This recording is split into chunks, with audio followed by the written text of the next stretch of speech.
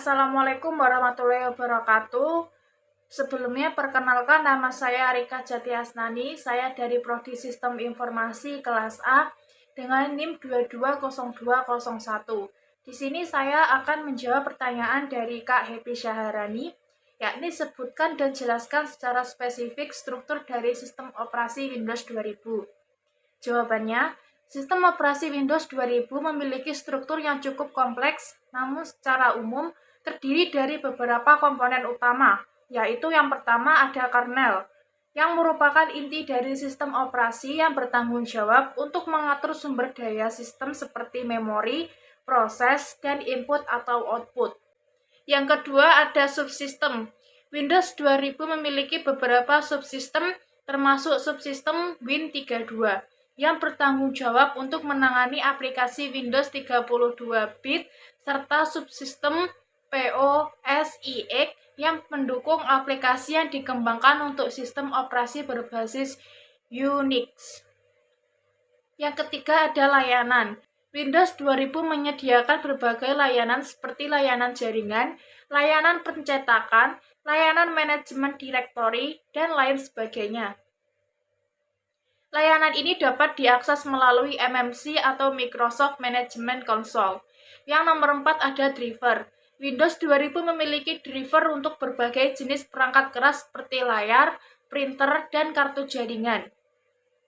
Yang nomor 5 ada registry. Windows 2000 menggunakan registry sebagai tempat penyimpanan informasi, konfigurasi sistem, dan aplikasi. Yang nomor 6, file system.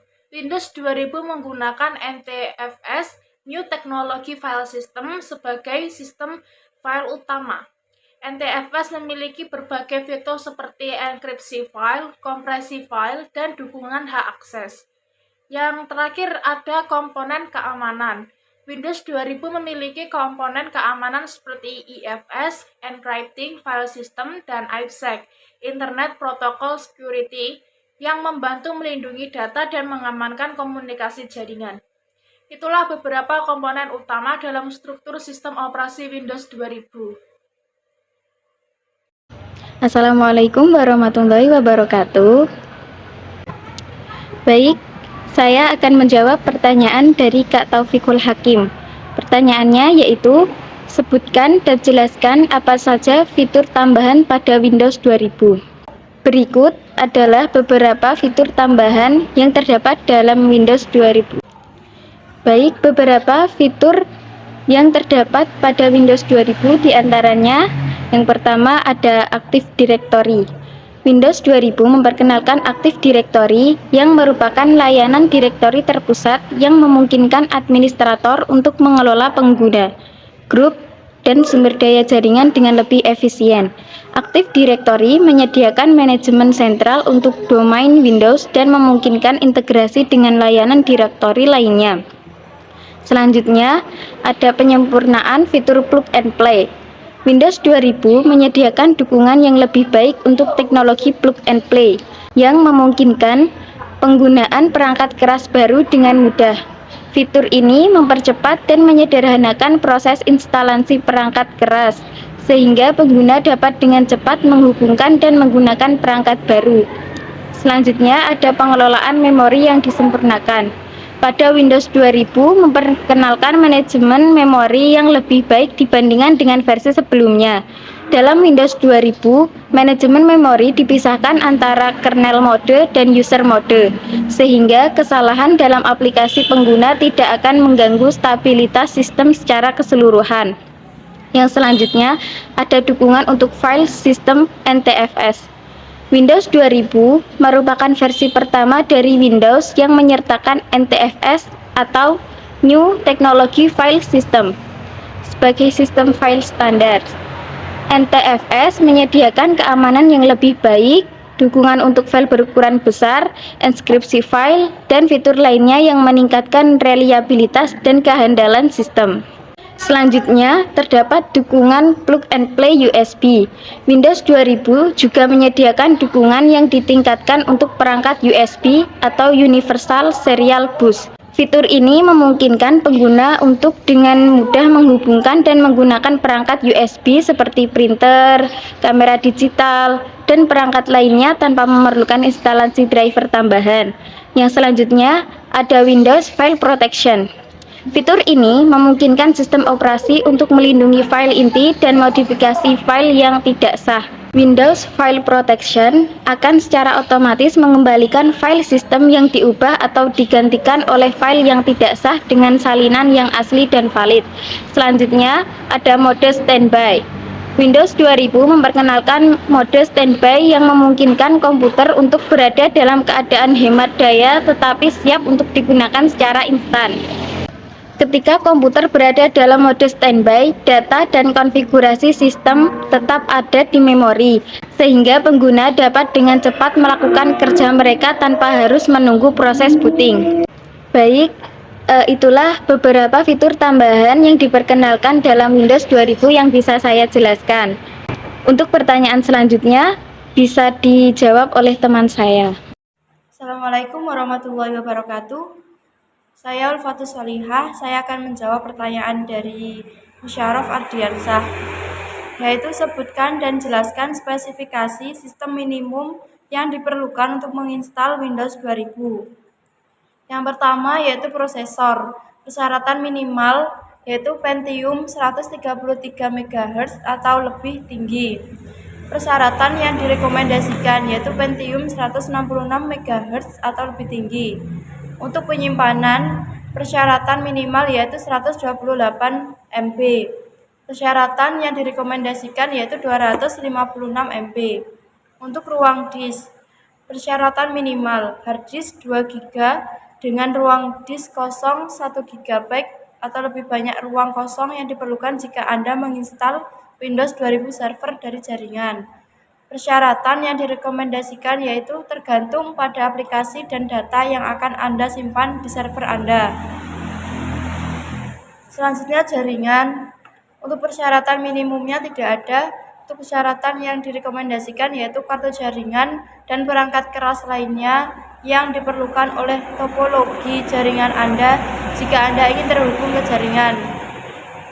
Baik, saya Farida Indasari akan menjawab pertanyaan dari Muhammad Fauzil Abadi Rahman, yaitu pertanyaannya apa yang dimaksud dengan virtual DOS machine? Jawabannya, berbeda dengan sistem operasi mode terproteksi ini, DOS secara default adalah sistem operasi mode real, beralih ke mode terproteksi dan mode virtual 86 hanya atas nama manajer memori dan extender DOS untuk menyediakan akses ke memori tambahan atau peta di memori menjadi megabyte pertama yang dapat diakses oleh program DOS normal. VDM berbasis DOS muncul dengan Microsoft Windows 386 2.01 pada September 1987. Mesin DOS virtual berbasis DOS juga hadir di Windows 3.0 dan Windows for Workgroup 3.1 yang berjalan di 386 mode serta di Windows 95, 98, 98 SE.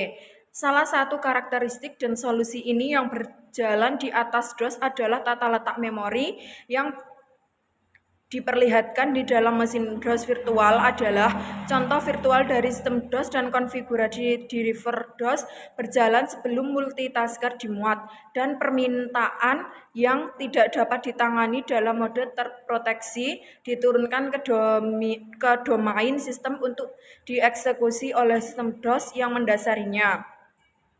Mirip dengan Windows 386, mode dalam arsitektur EMM 386 3.xx dari novel DOS 7 juga menggunakan VDM berbasis DOS untuk mendukung preemptive multitasking dari beberapa aplikasi DOS. Saat opsi komponen ini telah dikembangkan di digital novel sejak tahun 1991 dengan nama kode Vladiver. Awalnya merupakan device driver terpisah KRNL 386, bukan modul, sementara terutama dikembangkan untuk versi besar berikutnya dari DR-DOS, dirilis sebagai novel DOS 7 pada tahun 1994.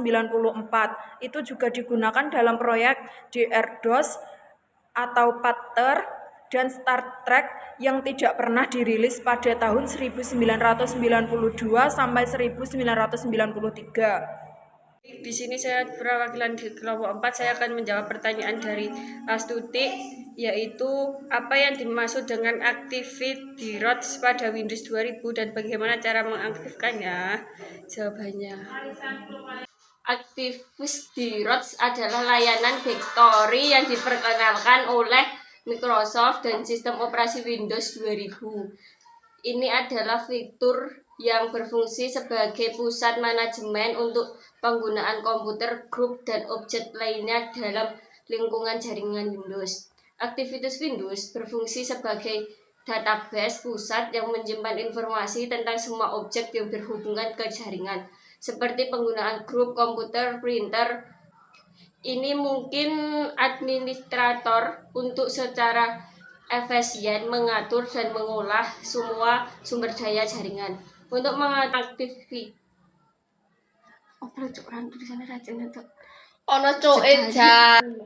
untuk mengaktifkan Active Directory pada Windows 2000 adalah untuk mengikuti langkah-langkah berikut. Pastikan Anda telah menginstal Windows 2000 Server sebagai sistem operasi yang diaktifkan untuk menjalankan Active Directory.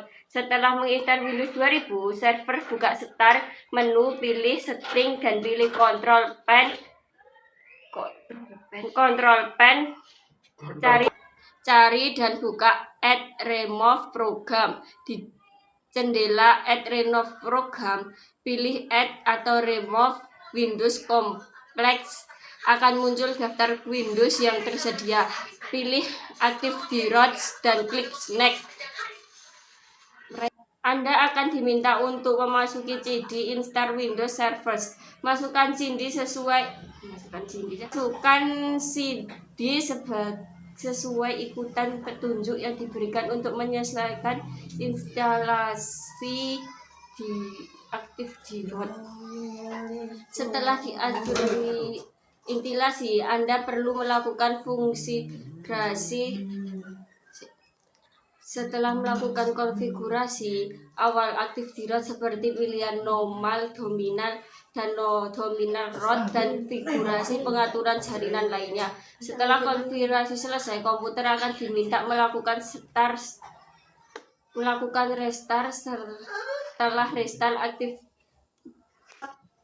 Setelah konfigurasi selesai, komputer akan diminta untuk melakukan restart. Setelah di-restart, aktivitas di-root akan diaktifkan dan siap digunakan. Penting untuk dicatat bahwa Windows 2000 adalah Windows 2000 versi yang sudah tua. Microsoft telah mewariskan versi Windows Server yang lebih baru dengan fitur Active Directory yang diperbarui dan ditingkatkan. Oleh karena itu, disarankan untuk menggunakan versi Windows Server yang lebih baru jika memungkinkan. Baik, di sini saya akan menjawab pertanyaan dari Muhammad Rafli Firmansyah, yaitu apa yang harus dilakukan jika proses instalasi gagal atau terhenti di tengah jalan saat menginstal Windows 2000. Jika proses instalasi Windows 2000 gagal atau terhenti di tengah jalan, Anda dapat melakukan beberapa langkah pemecahan masalah untuk mencoba menyelesaikan masalah tersebut. Berikut adalah beberapa langkah yang bisa Anda coba, yaitu restart komputer. Coba restart komputer dan mulai instalasi dari awal. Terkadang masalah sementara dapat diatasi dengan melakukan restart. Yang kedua, periksa media instalasi. Pastikan media instalasi Windows 2000 yang Anda gunakan tidak rusak atau tergores. Bersihkan cakram dengan lembut dan periksa apakah ada kerusakan fisik yang dapat mempengaruhi proses instalasi. Yang ketiga, periksa persyaratan sistem. Periksa komputer Anda memenuhi persyaratan minimum sistem yang diperlakukan untuk menginstal Windows 2000. Periksa apakah spesifikasi perangkat keras dan konfigurasi sistem sesuai dengan yang disarankan oleh Microsoft. Yang keempat, matikan perangkat keras tambahan. Jika Anda memiliki perangkat keras tambahan yang terhubung ke komputer seperti printer, pemindai, atau perangkat USB lainnya, coba cabut sementara perangkat-perangkat tersebut. Beberapa perangkat keras mungkin dapat menyebabkan konflik selama instalasi. Yang kelima, hapus partisi yang ada. Jika Anda menginstal Windows 2000 pada drive yang sudah memiliki partisi atau sistem operasi sebelumnya, coba hapus partisi yang ada dan buat partisi baru saat instalasi. Pastikan Anda memiliki salinan cadangan dari data yang ada sebelum melakukan ini. Yang keenam, cek kabel dan konektor. Periksa kabel dan konektor pada hard disk, CD atau DVD drive, dan perangkat keras lainnya. Pastikan semua kabel terpasang dengan baik dan tidak ada yang rusak. Yang ketujuh, gunakan perangkat lunak pihak ketiga. Ada beberapa perangkat lunak pihak ketiga yang dapat membantu dalam pemecahan masalah instalasi Windows. Anda dapat mencari alat pemulihan sistem atau alat pemecahan masalah instalasi yang sesuai dengan kebutuhan Anda. Jika semua langkah di atas tidak berhasil menyelesaikan masalah, ada kemungkinan ada masalah dengan perangkat keras yang perlu diperiksa lebih lanjut atau ada masalah kompatibilitas dengan versi Windows 2000. Anda dapat mencari dukungan teknis dari Microsoft atau meminta bantuan dari teknis komputer yang berpengalaman. Baik, di sini saya akan menjawab pertanyaan dari Sari Rotu Tayyibah, yaitu bagaimana cara kerja izin di Windows 2000, lalu izin apa yang diwarisi folder dari induk. Jawabannya adalah Windows 2000 menggunakan model izin berbasis objek untuk mengatur akses pengguna terhadap berbagai sumber daya di sistem. Izin di Windows 2000 diberikan melalui hak akses yang ditentukan untuk setiap objek seperti file atau folder. Cara kerja izin Windows 2000 adalah setiap objek memiliki sebuah identitas yang unik disebut SID. SID ini digunakan untuk mengidentifikasi pengguna dan grup keamanan di dalam sistem.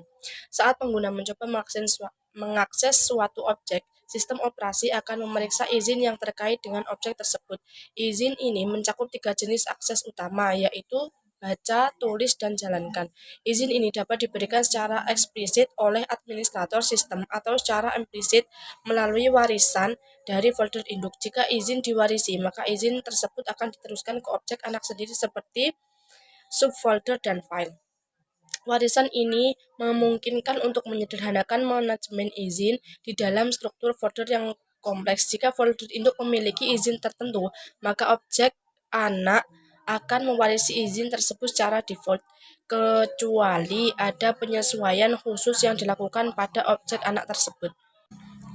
Jika ada konflik izin antara objek anak dan folder induk, maka izin yang paling restriktif akan berlaku. Misalnya, jika folder induk memberikan izin baca dan subfolder memberikan izin tulis, maka pengguna hanya akan memiliki izin baca pada subfolder tersebut. Dengan cara kerja ini, izin di Windows 2000 dapat mengatur akses pengguna dengan fleksibilitas dan keamanan yang diperlukan dalam lingkungan sistem yang berbasis objek. Audio Jungle.